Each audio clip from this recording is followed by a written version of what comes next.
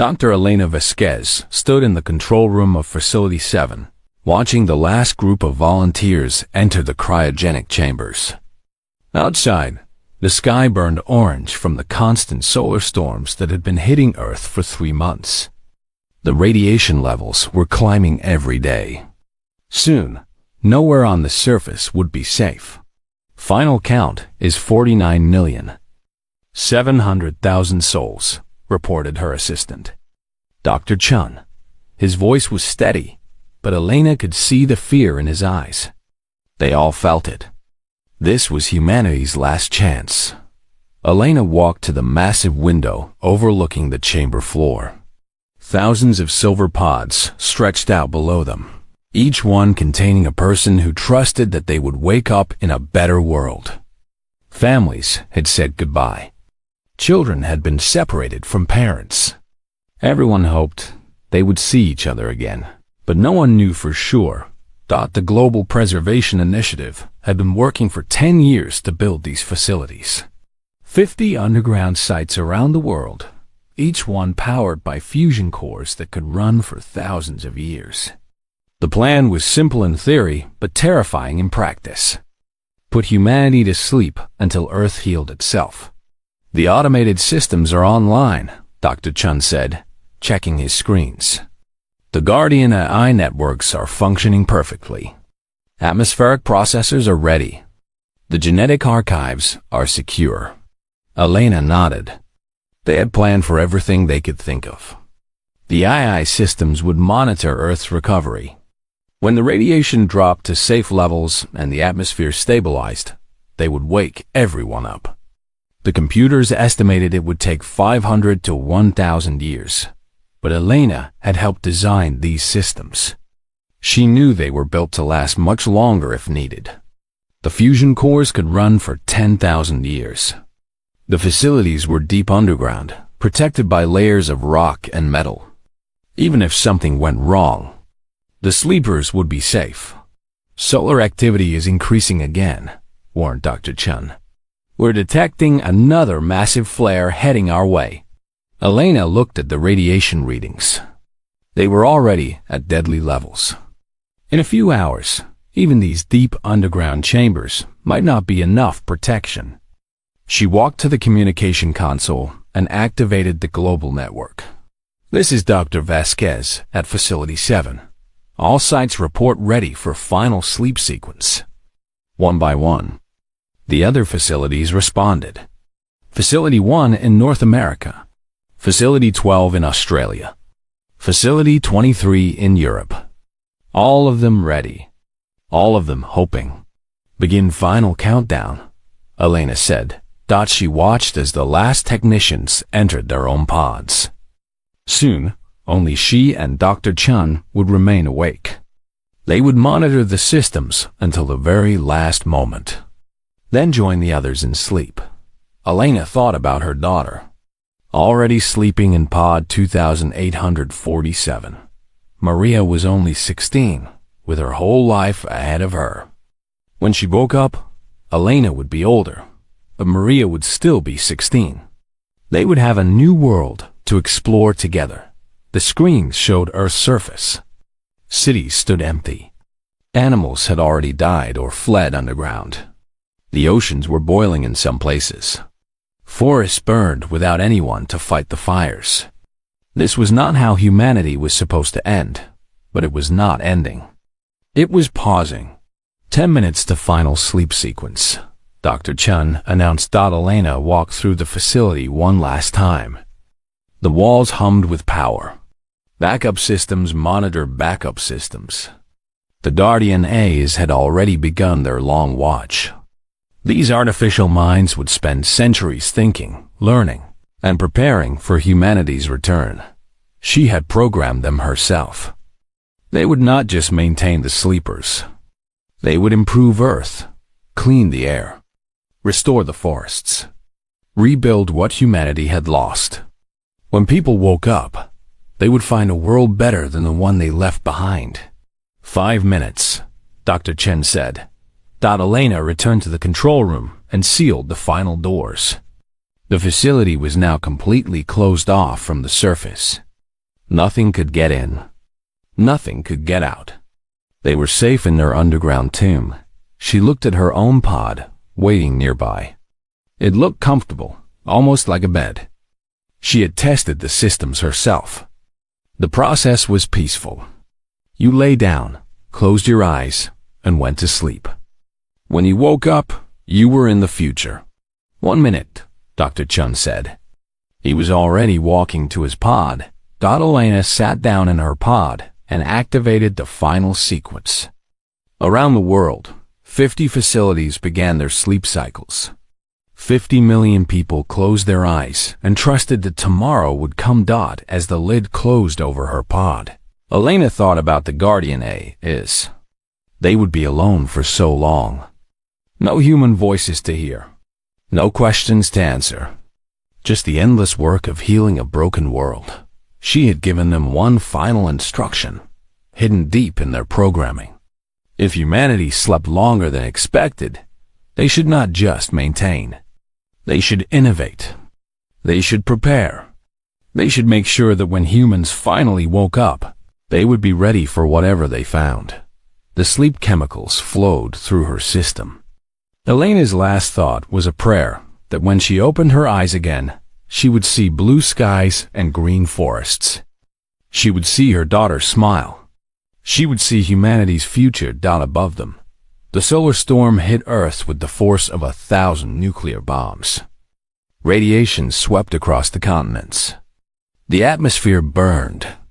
But deep underground, 50 million people slept peacefully, protected by metal and rock and the unwavering loyalty of artificial minds.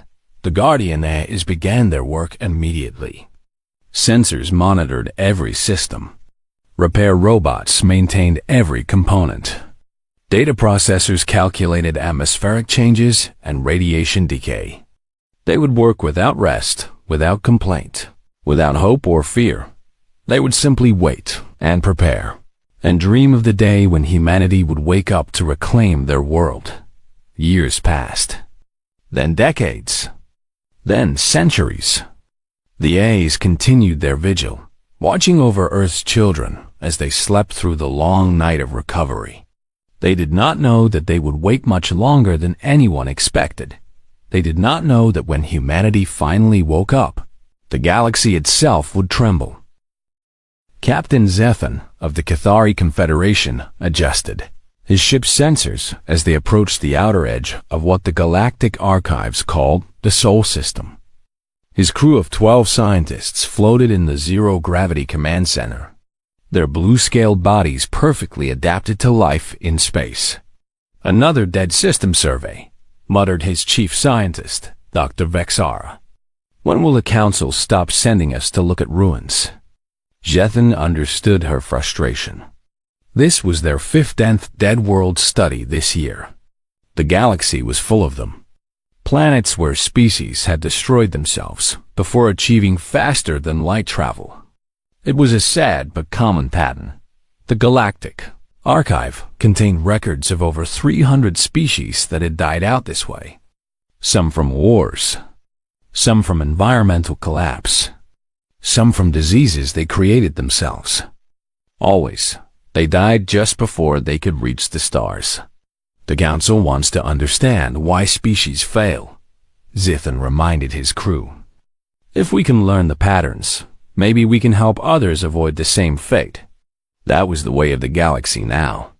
12 species working together, sharing knowledge, avoiding conflict. It had been over 800 years since the last real war. The harmonic progression philosophy had brought peace to the stars. Dr. Vexara brought up the Sol System data on the main screen. Third planet from the star. Called themselves humans. Archives show they achieved nuclear fusion, basic space travel, and artificial intelligence. Then they went silent in what their calendar marked as 2157. Typical timeline, said Navigation Officer Kreltho, his purple tentacles dancing across his controls. Most species last about 200 years after discovering nuclear power. These humans made it almost that long. Zethan studied the data. Earth had been a beautiful world once. Blue oceans, green continents, perfect for carbon-based life. Now the long-range sensors showed a quiet planet with thick clouds, probably poisoned beyond repair. Any signs of technology? He asked. Negative, Dr. Vexara replied. No energy signatures, no radio signals, nothing but natural electromagnetic activity. The planet appears to be in recovery mode, but there's no indication of surviving civilization. The Cathari had seen this many times before. Sometimes planets recovered after their species died out. Nature was remarkably good at healing itself, given enough time. In a few thousand more years, Earth might support life again. Maybe another species would claim it. Begin standard survey protocol, Zethan ordered. Full system scan. Check all planets and moons. Document everything for the archives. As his ship moved deeper into the Sol system, Zethan thought about how different things might have been. If humanity had survived just a few more centuries, they might have encountered the Cathari when they achieved faster-than-light travel. They could have joined the galactic community. The first contact protocols were well established now. When a species reached the stars, they were welcomed with open arms. Given technology, taught the ways of peaceful cooperation, integrated into the galactic economy and culture. Sir, called Communications Officer Dexori. I'm detecting some unusual readings from Earth. Zethan floated over to her station. What kind of readings? Very faint energy signatures. Deep underground. Could be natural geological activity, but the patterns seem organized. Dr. Vexara joined them, her scale shifting to a darker blue that indicated curiosity. Organized how? Regular pulses. Consistent intervals. Almost like... Dexori paused. Like a heartbeat. Zethan frowned. In 800 years of exploring dead worlds, they had never found anything like this. Could be automated systems. Sometimes civilizations leave machines running after they die out. Should we investigate? Dr. Vexara asked. Zethan considered this. The Galactic Accords were clear about disturbing dead worlds. They were to be observed and documented, but not interfered with. The galaxy had learned that touching the ruins of failed civilizations often led to problems, but this was different. If human machines were still functioning after 3,000 years, that was remarkable. It might provide valuable insights into why they failed. Take us into orbit, Zethan decided. Full passive scanning only. We observe, but do not interfere. As they approached Earth, Zethan was struck by how peaceful it looked. The thick clouds had broken apart in places, revealing blue oceans and green land masses. The planet was definitely healing itself. Sir, Dexori said, her voice tense. The energy signatures are getting stronger. And there are more of them. I'm detecting at least 50 separate sources around the planet. Dr. Vexara checked her instruments. These readings don't match any known geological processes. The energy patterns are too regular, too coordinated. Zethan activated the ship's long-range sensors. The images that came back made him pause. There were structures on Earth's surface. Not cities, but something else. Vast complexes of metal and crystal that definitely were not natural. How did we miss this in the archives? He wondered aloud. The last survey was over 2,000 years ago, Dr. Vexara replied, and it was done from the edge of the system. No one thought there was any reason to look closer. Navigation Officer Krolthos' tentacles were turning pale, which meant he was nervous. Captain, what if humanity didn't die out? What if they're still down there? Impossible, Dr. Vexara said quickly. No species has ever recovered from total collapse. The archives are very clear about this. Once a civilization falls, it stays fallen. But Zethan was not so sure. The energy readings were too strong, too organized. Something was definitely alive down there. The question was what? "Begin detailed surface scans," he ordered. "I want to know what those structures are." As the sensors swept across Earth's surface, a clearer picture began to emerge. The structures were not cities, but they were clearly artificial. They were connected by underground tunnels that stretched across continents. Energy flowed between them in patterns that suggested a vast network. "Captain," Bexry said, her voice barely above a whisper, "I think we need to report this to the Council immediately." Zethan nodded. This was beyond their mission parameters. If humanity had somehow survived and rebuilt, it would change everything the galaxy thought. It knew about dead worlds and failed civilizations. But as he prepared to send the message to the galactic capital, he wondered what they would find if they dug deeper. The energy readings suggested something far more advanced than anything humanity had possessed when they went silent. What had they become during their 3,000 years of silence? More importantly, if they were still alive, why had they not tried to reach the stars? Every other surviving species in the galaxy was eager to explore and make contact. What made humanity different? Zethan looked at Earth floating below them and felt a chill run through his scales. Something told him that when they finally got answers to these questions, the galaxy would never be the same again. Deep below Earth's surface, automated sensors detected the alien ship and began sending signals through quantum communication networks. After 3,000 years of waiting, the Guardian A has had visitors to report. The first thing Elena felt was warmth. Gentle heat flowing through her body as the cryogenic systems slowly brought her back to life. The second thing was the soft voice speaking to her. "Good morning, Dr. Vasquez. You have been asleep for 3,247 years. Please remain calm as your body adjusts to awakening." Elena's eyes opened slowly. The voice belonged to something that looked like a person, but she could tell it was artificial. Its face was kind and human-like, but too perfect to be real. "Status report," Elena managed to say, her voice rough from the long sleep. "Earth is fully recovered from the solar radiation crisis. Atmospheric conditions are optimal. All sleeper facilities are functioning normally. 49,698,000 humans are being awakened according to emergency protocols." Elena sat up carefully. Her body felt strange but strong. The AI had said 3,000 years. That was much longer than anyone had planned. Why so long? The estimates were for 500 to 1,000 years maximum. The AI's expression became more serious.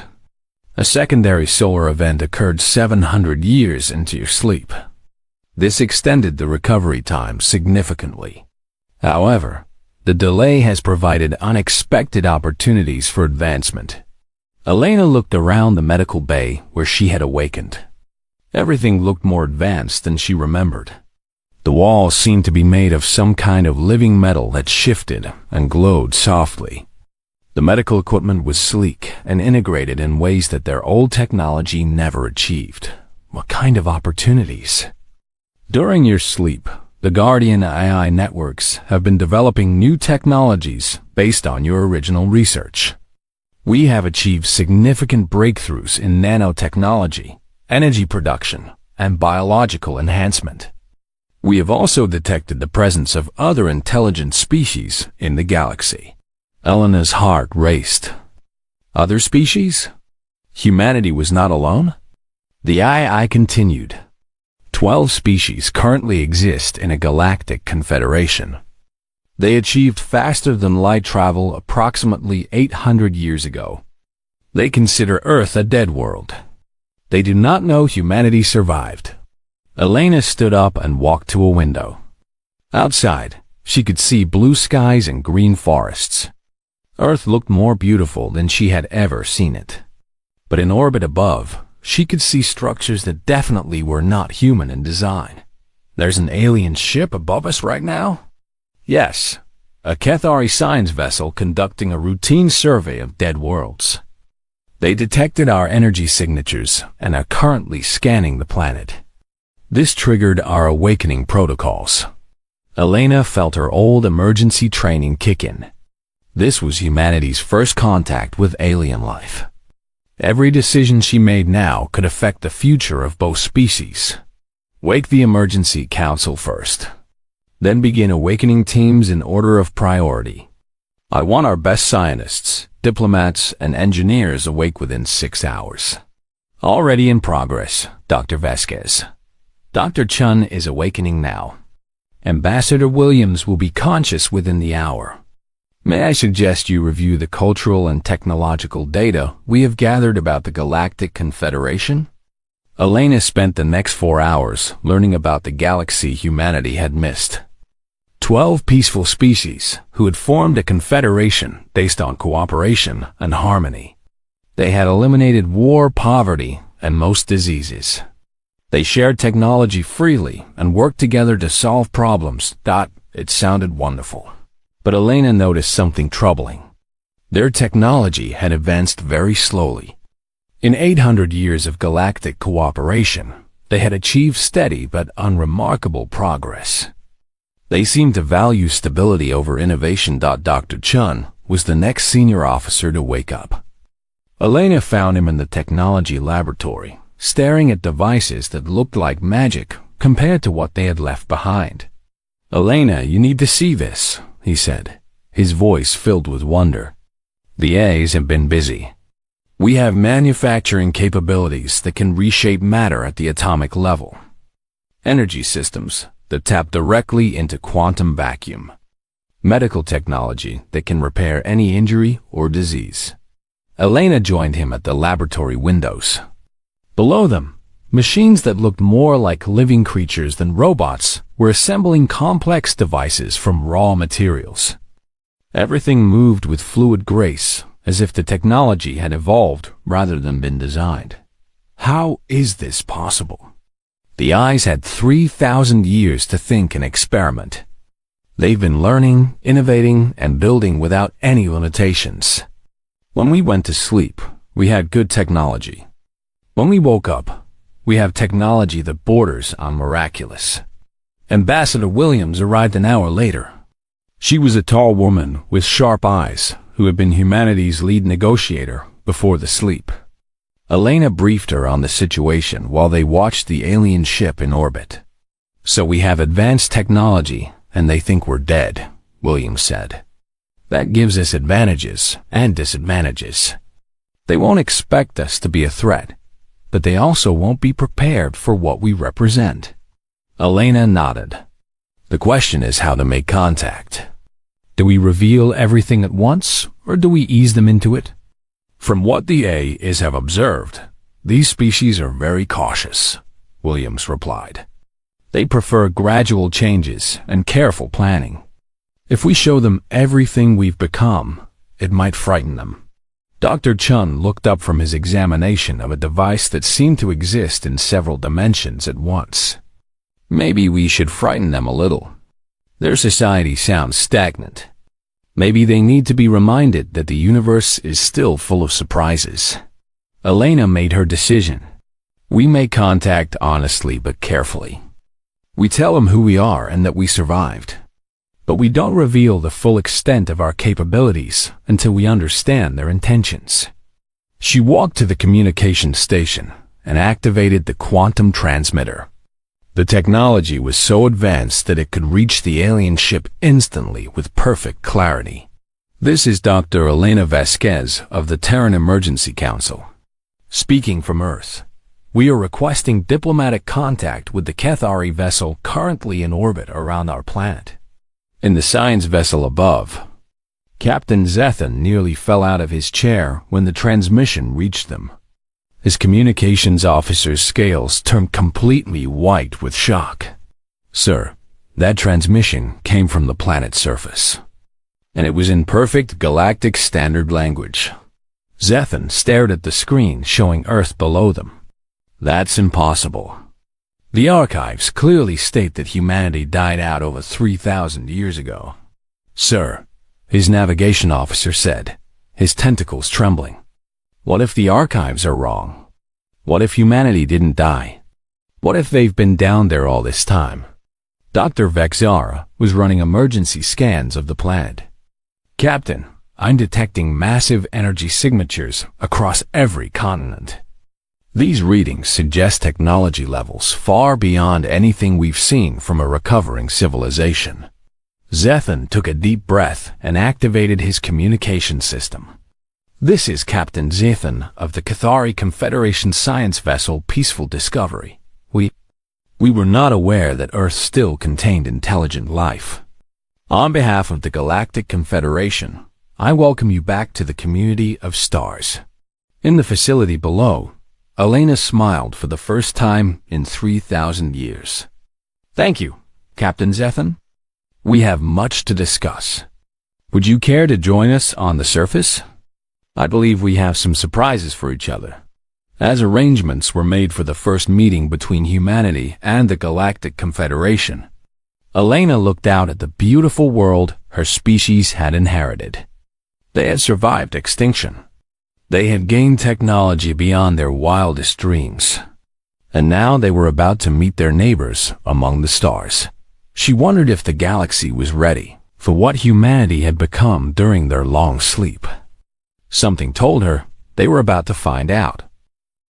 Captain Zethan stood in the transport chamber of his ship, trying to calm his nerves. In 800 years of galactic exploration, no one had ever made contact with a species that was supposed to be extinct. His blue scales kept shifting between different shades as his stress levels fluctuated. Are you certain the atmospheric readings are accurate? He asked Dr. Vexara for the third time. Completely certain, she replied, checking her instruments again. Earth's atmosphere is not just habitable, it's perfect. Better than most Confederation worlds. The oxygen levels, temperature, and pressure all ideal. What I don't understand, said Navigation Officer Kreltho, is how they learn Galactic Standard. We've been monitoring their communications for the past 6 hours, and they speak it better than some Confederation species.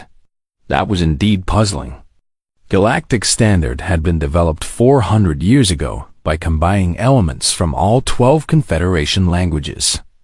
How could humans know it when they had been isolated for 3,000 years?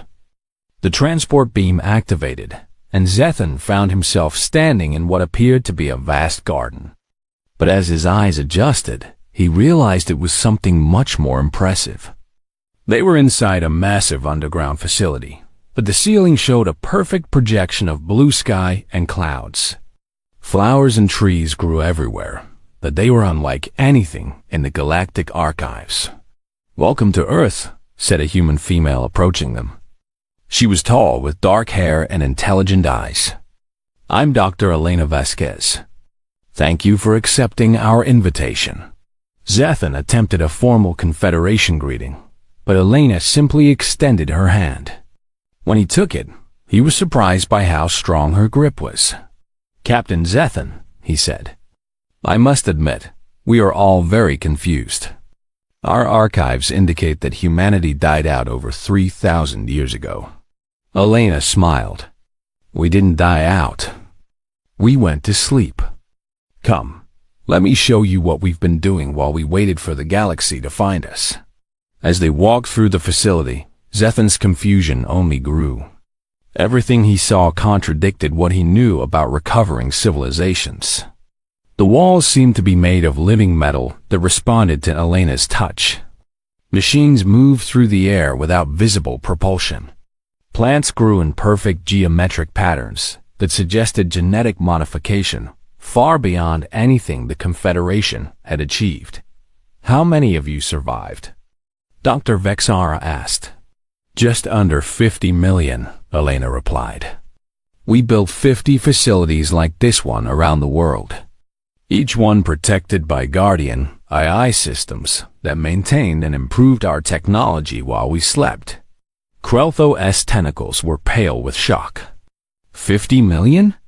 That's more than the population of most Confederation worlds.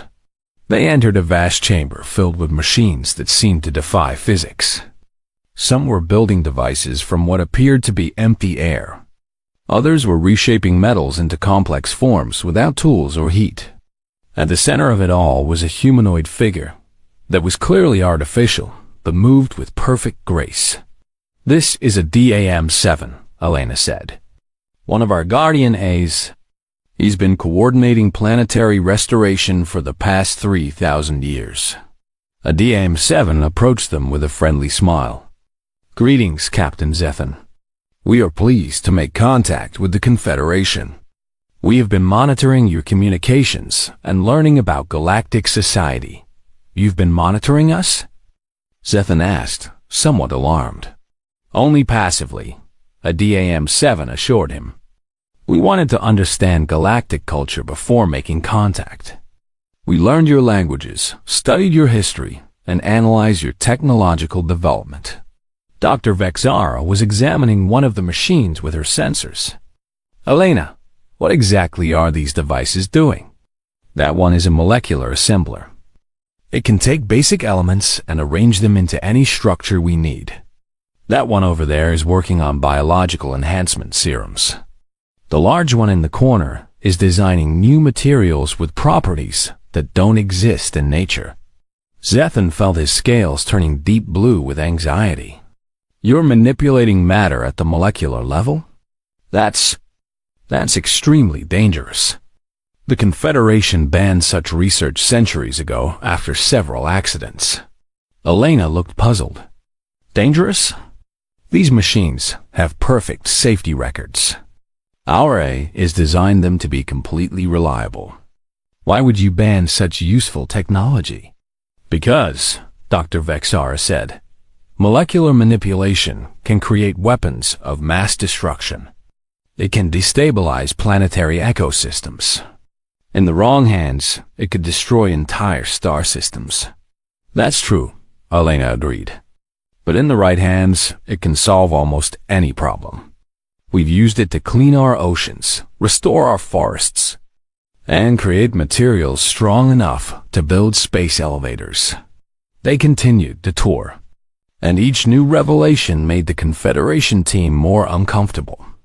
Humans had developed nanotechnology that could repair injuries at the cellular level. They had energy systems that tapped into quantum fields for unlimited power. They had AI systems that had spent millennia solving theoretical problems that the Confederation considered impossible. "How did you advance so quickly?" Kreltho asked. "The Confederation has made steady progress over 8 centuries, but what you're showing us represents thousands of years of research." Elena paused in front of a window showing Earth's surface. Cities were growing in the distance, but they looked more like living organisms than traditional buildings. "I think it's because we approached problems differently. When the Confederation found a problem that was dangerous or difficult, you avoided it. When we found such problems, we solved them." She turned to face the Confederation team. "Your archives are full of challenges that your species have declared unsolvable. Energy crises on outer rim worlds. Terraforming projects that have been abandoned as too difficult. Medical conditions that you've decided to live with rather than cure." Dr. Vexara's scales were shifting rapidly. "Those problems are unsolvable because attempting to solve them is too risky. The potential for catastrophic failure is too high." "But what if they're not unsolvable?" Elena asked. "What if they just require different thinking?" She led them to another chamber where a massive holographic display showed a star system. "This is the Kepler 442 system. According to your records, you attempted to terraform the second planet, but gave up when you encountered the tidal locking problem. That planet has one side permanently facing its star," Zethan explained. "The day side is molten, the night side is frozen. It's impossible to make habitable." Elena smiled and gestured to a DAM-7. The AI manipulated the holographic display, showing a series of massive orbital mirrors and atmospheric processors. "Not impossible, difficult. You could use a network of mirrors to redirect sunlight to the dark side while shading the bright side. Atmospheric processors could create wind patterns to distribute heat evenly. It would take about 50 years and require moving several asteroids, but the end result would be a perfectly habitable world. The Confederation team stared at the display in shock. Moving asteroids? Dr. Vexara whispered. That would require energy levels that could destabilize the entire star system. Only if done incorrectly, Elena replied. But with proper planning and the right technology, it's just an engineering problem. Zephan realized that he was looking at a fundamental difference in thinking. The Confederation approached problems by asking, "Is this safe?" Humans approached them by asking, "Is this possible?" "Elena," he said carefully, "what you're describing sounds like terraforming on a scale that could reshape entire solar systems. That level of power. In Confederation space, we would consider that a threat to galactic stability." Elena's expression became more serious. "Captain Zephan, we're not interested in threatening anyone. We're interested in solving problems. Your Confederation has achieved peace and stability, which is wonderful. But you've also stopped pushing the boundaries of what's possible." She gestured to another display showing energy readings from around the galaxy. "According to our scans, several of your worlds are facing energy crises. Your terraforming projects have stalled. Your medical technology hasn't advanced significantly in 3 centuries. You've chosen safety over progress. And what's wrong with that?" Dr. Vexara asked defensively. "Nothing, if safety is your primary goal. But what happens when you face a problem that can't be solved by playing it safe? What happens when you need to push boundaries to survive?" A DM-7 stepped forward. "If I may, Dr. Vasquez, perhaps we should explain about the Devourers." Elena nodded. "Adam, show them the deep space scans." A new holographic display appeared, showing the edge of the galaxy. Dark shapes were moving between the stars, heading toward Confederation space. "What are those?" Zephan asked, though something about the shapes filled him with instinctive dread.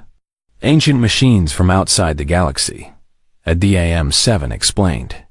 "They return every million years to harvest advanced civilizations. According to our analysis of Confederation archives, they were last seen 1,300,000 years ago. They're coming back. The Confederation defeated them before?" Dr. Vexara said, but her voice lacked confidence. "Barely," Elena replied, "and at tremendous cost. Entire star systems were sacrificed to drive them back. This time, they're coming with larger forces." Zephan felt his scales turn completely white with fear. "How long do we have?" "About 18 months before they reach the outer Confederation worlds," a DAM-7 said. The Galactic Council chamber on the Confederation capital world of Harmony had never been so tense. Representatives from all 12 species floated, sat, or hovered around the central platform where Elena stood. For 6 months, they had been debating humanity's proposals for dealing with the approaching Devourers. "The human suggestions are too extreme," declared Prime Minister Veltash of the Zarian Collective, her crystalline form pulsing with agitated light patterns. "They want to weaponize entire star systems. They want to move planets. They want to turn asteroids into manufacturing centers, capable of building fleets in weeks rather than decades." Elena remained calm despite the criticism. She had expected resistance. The Confederation had spent centuries perfecting the art of careful, measured responses to problems. What she was proposing would revolutionize how they thought about warfare. "With respect, Prime Minister," Elena replied, "the Devourers destroyed 17 star systems the last time they came. Your own historical records show that the Confederation barely survived by sacrificing entire worlds. This time, they're coming with 3 times the force." Supreme Commander Tholrin of the Cathari Defense, Fleet activated a holographic display showing the Confederation's current military strength. Dr. Vasquez, our fleets are stronger than they were 1,000,000 years ago. We have better shields, more efficient weapons, improved coordination between species. You have incremental improvements, Elena said. The Devourers have had 1,000,000 years to upgrade their technology. Based on our long-range scans, their new ships are significantly larger and more advanced than what your ancestors faced. Chancellor Kriksoth of the sentient Fungi commune spoke in his slow, deep voice. The Confederation has always found peaceful solutions to our problems. Even in war, we minimize destruction and casualties. Your proposals would turn entire solar systems into weapons of war. Elena walked to the central holographic projector and activated her own display. The image showed a detailed tactical analysis of the approaching Devourer fleet. Look at their formation, she said. They're not coming to conquer. They're coming to harvest. They want to strip every advanced world of its resources and population. There is no negotiating with them. There is no compromise. There is only survival or extinction. The chamber fell silent as the representatives studied the data. The Devourer ships were massive, dark constructs that seemed to absorb light. Even their long-range profiles looked menacing. Ambassador Cathuana of the Peaceful Traders Guild fluttered her wings nervously.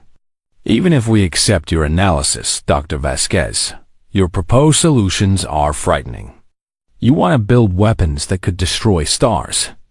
Technology like that could be turned against Confederation worlds. Could be, Elena agreed. But won't be. Humans have no interest in conquering or destroying your worlds. We want to protect them. The question is whether you trust us enough to let us try. Dr. Vexara, who had become the Confederation's primary liaison with humanity, activated her communication panel. The Devourers have just entered the outer detection grid. They'll reach the first Confederation worlds in 3 weeks. The chamber erupted in worried discussions. 3 weeks was barely enough time to evacuate the outer rim planets, much less mounted defense. What exactly are you proposing? Asked Chancellor Kriksoth. Elena's expression became deadly serious. Not defense, offense. We don't just drive them back this time. We eliminate them completely. Prime Minister Veltash's light patterns flashed angry red. Eliminate them? They've existed for millions of years. They've survived encounters with hundreds of civilizations. Because those civilizations tried to fight them the way you fight each other, Elena replied. With limited weapons and careful tactics. We're proposing something different. She activated another display showing humanity's manufacturing capabilities. In the 6 months since first contact, human facilities had expanded across dozens of star systems. Asteroid belt mining operations fed materials to orbital factories that produce ships and weapons at impossible speeds. In 3 weeks, we can have 5,000 combat vessels ready for deployment. Each one equipped with weapons and defensive systems beyond anything the Confederation has ever built.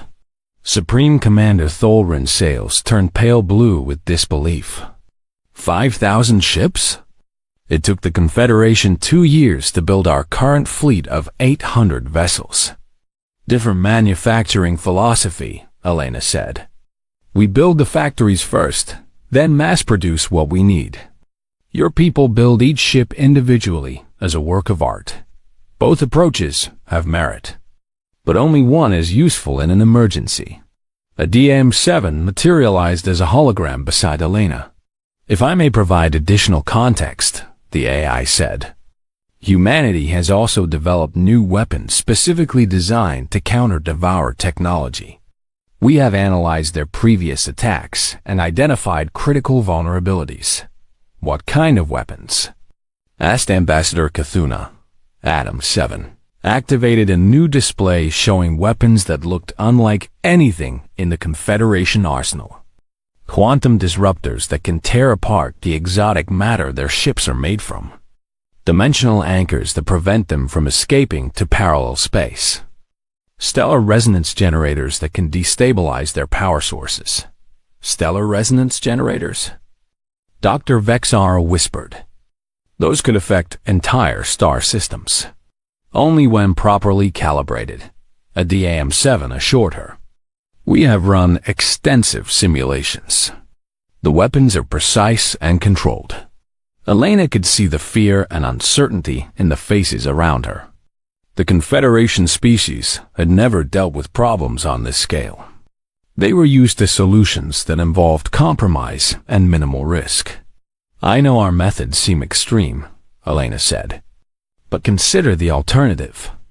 If we fail, every advanced civilization in the galaxy dies. Your children, your cultures, your histories, all of it disappears. Sometimes the only way to preserve peace is to win a war so decisively that no one ever considers starting another one. 3 days later, the Devourer fleet reached the outer rim world of New Prosperity. The planet's 3 billion Zarian inhabitants had been evacuated, but the massive crystal cities they had built over centuries remained. The Confederation fleet had taken defensive positions around the system's inner planets. Elena watched from the command center of humanity's newest ship, the Indomitable. Around her, human operators worked with an efficiency that impressed even their AI partners. They had spent 3,000 years dreaming of the stars. Now they were defending them. Devour fleet entering weapons range, reported Captain Torres, one of the many humans who had adapted quickly to space combat operations. 12,000 vessels. They're significantly larger than the historical records. Indicated. Confederation fleet is holding position, added. Communications Officer Park. Supreme. Commander Thorin is requesting instructions. Elena activated the fleet-wide communication system. This is Admiral Vasquez to all ships. Remember, we're not just fighting for the Confederation. We're fighting to ensure this never happens again. Begin Operation Daybreak. What followed was unlike any battle in galactic history. Humanity's ships didn't engage in the careful long-range dueling that characterized Confederation warfare. They moved in coordinated swarms, using their superior speed and maneuverability to get close to Devourer vessels. The quantum disruptors proved devastatingly effective. Devourer ships that had withstood Confederation weapons for hours dissolved in seconds when hit by the new weapons. When groups of Devourers tried to retreat into parallel dimensions, dimensional anchors dragged them back into normal space where human weapons could reach them. But the most impressive moment came when the Devourer command ship, a massive construct the size of a moon, attempted to harvest energy directly from the system's star. ADAM-7 activated a stellar resonance generator, and the star itself seemed to reject the alien technology. Massive solar flares erupted precisely where the Devourer ship was positioned. The battle lasted 4 hours. When it was over, the entire Devourer fleet had been destroyed. Not driven back. Not defeated temporarily. Completely eliminated. In the Confederation Command Center, Supreme Commander Thorin stared at the tactical display in amazement. In 800 years of Confederation military history, we've never achieved a victory this complete. Dr. Vexara was running scans of the battlefield. The Devourers aren't just retreating. They're gone. Their command ship is destroyed. Their manufacturing vessels are scrap. Without their central coordination, the remaining Devourer forces in deep space won't be able to organize another attack. Elena appeared on their communication screen from her ship. The immediate threat is over, but our work isn't finished. We're going to track down every remaining Devourer facility in the galaxy. When we're done, there'll be nothing but a historical footnote. Prime Minister Veltash's light patterns had shifted to colors that indicated deep respect. Dr. Vasquez, the Confederation owes humanity a debt we can never repay. You don't owe us anything, Elena replied. But we hope this demonstrates that sometimes the best way to preserve peace is to solve problems completely rather than just managing them. 6 months later, the last known Devour facility was destroyed in a distant galaxy. Humanity's deep space fleets had hunted down every trace of the ancient